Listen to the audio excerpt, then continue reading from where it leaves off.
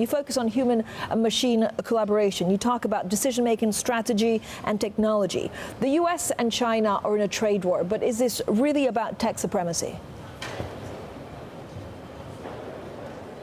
No, look, I was the first one to learn that fighting the machines quickly comes to a dead end. And I realized more than 20 years ago, the future for us would be in collaborating with machines.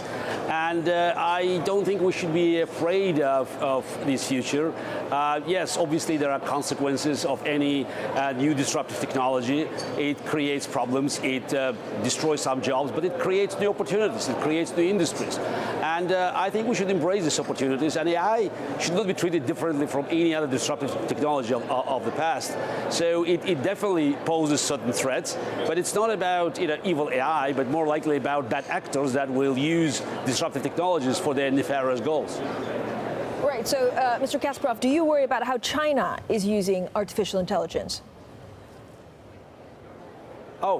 China. Look, regarding China, as I said, you're talking about bad actors and non-democratic states, totalitarian states. They are just, they are well known for using technology to subdue their citizens and also to collect data, spying on both on their own citizens and also do it abroad.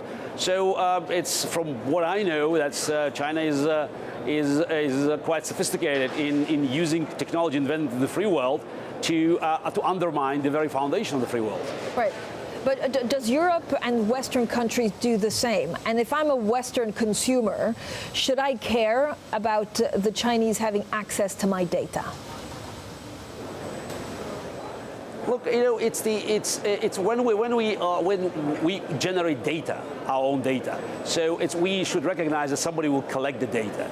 But I believe there's a huge difference between Google data collections and KGB data collections, because we are aware that when we buy Alexa or we download a facial recognition app on our iPhone, so we share this data, and again, it's our convenience, but it's also our risk.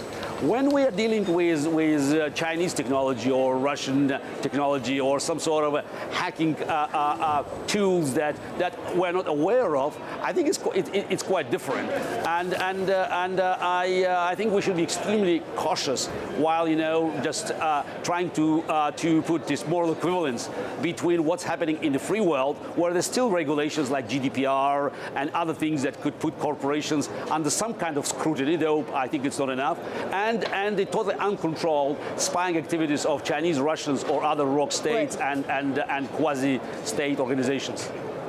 So how can we have greater oversight and accountability in cyberspace? And actually, if you look at the data collection in China and Russia, when you look at AI, you also need so much data to make sure that the system works properly. Look, it's more data we generate, so more exposed we are. So that's just, when we think that something is free, it's actually not free. We're just paying with a new type of currency, which is our privacy, our data. But again, while the data collection in the free world may end up with unwanted advertising, and some of your data could be used by businesses beyond your knowledge. But in countries like Russia, China, Iran, Turkey, that could be a matter of life and death. So that's why, again, I would be very cautious by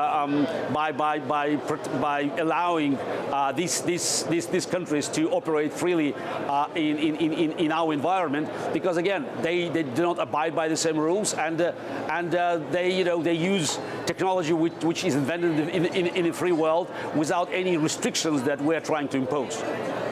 All right, Mr. Kasparov, the question that all of our viewers and listeners want to know is, in a chess match between President Trump and President Xi of China, who would win and why? Look, I always hate, these kind of questions, because there's an assumption that dictators play by the rules. And the game of chess is it's about rules. So I make a move, you make a move. So and we both follow the same rules, and we cannot break them. So you have to win the game, abiding these rules. Dictators, they're known for bending rules at the time when they think it's convenient, and it works in their favor. So that's why any analogy between chess and non-democratic politics, I think it's a big stretch, and somehow I feel I have to defend the integrity of my game.